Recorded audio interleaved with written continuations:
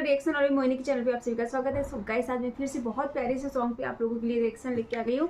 Song कल ही release हुआ है खेसारी लाल जी का, तो सॉन्ग बहुत प्यारा है, भोले बाबा जी का है, तो ज़्यादा वेट नहीं कराएंगे आप लोगों को। चलिए स्टार्ट करते हैं रिएक्शन। सो गाइस, जो भी चैनल पर न्यू हो तो प्लीज़ रिक्वेस्ट है चैनल को सब्सक्राइब जरूर कर दें, लाइक कमेंट शेयर कर दें। अगर आपको वीडियो अच्छा लगे तो शेयर कर दो ना, क्या प्रॉब्लम है। चलिए स्टार्ट करते हैं आज का ये रिएक्शन। चलिए स्टार्ट करते हैं। बोल बम बम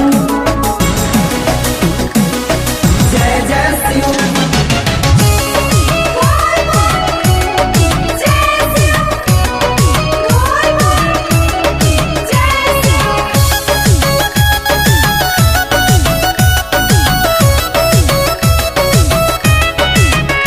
अरे रोपल बा फूल बेल पाता मजन बह के हाथा में। रोपल बा फूल बेल पाता मजन बह के हाथा में।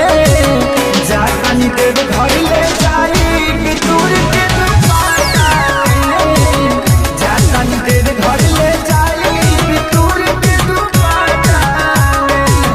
जानी देव घर ले जाई बटूर के दुपाटा में।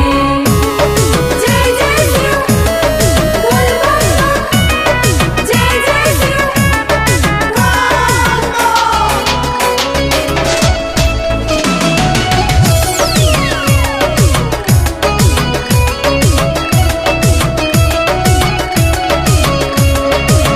गेंदा के माला धतूर भरपूर बा।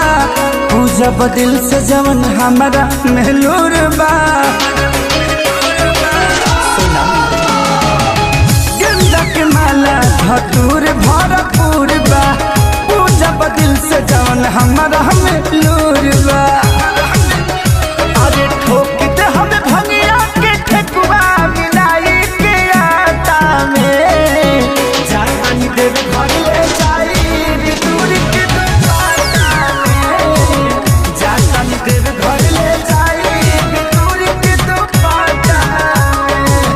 जानी देव घर ले जाई बटूर के दुपाटा में। बोल बम जय शिव बोल बम जय शिव।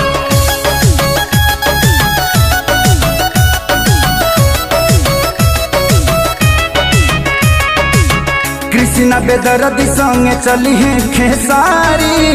उनहिला भूखल बानी सावन सुमारी।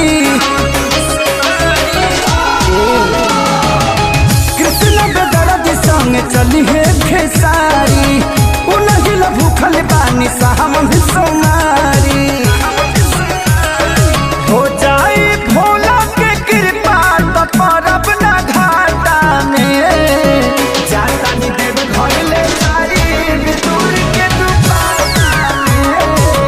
जानी देव घर ले जाई बितूर के दुपाटा में। जानी देव घर ले जाई बटूर के दुपाटा में। और करो खातिर कुछ मांग ले। अगर आपको बहुत ज़्यादा प्यारा सॉन्ग था, कल ही रिलीज हुआ, मतलब बेल पत्र फूल, वाव नाइस। फूल बेल पाता मतलब होता है भोले बाबा का सबसे प्रिय। अगर कोई चीज़ चढ़ती है तो बेलपत्र को वो सबसे ज़्यादा प्रिय करते हैं, सबसे ज़्यादा प्यार करते हैं। तो खेसारी लाल जी ने बहुत प्यारा सॉन्ग बनाया है और जो चीज़ों को यूज किया है बहुत प्यारा, और मतलब होता है ना कि बहुत अच्छा लगा। और शायद शिव जी भी प्रसन्न होने वाले हैं इस गाने को लेके। तो गाइस, आपको कैसे लगे हमारे रिएक्शन, और इवन आप बहुत सैड भी हो गए ना तो इनके गाना सुन के तो थोड़ा सा मतलब होता ना कि आपका मन चेंज ही हो जाएगा, कितना भी आप परेशान हो, कुछ भी हो। बहुत प्यारा लगा, अच्छा लगा। और आपको रिएक्शन अच्छे लगे हो और वीडियो अच्छा लगे तो प्लीज़ लाइक कमेंट शेयर कर देना। Bye bye, take care, love you my YouTube family.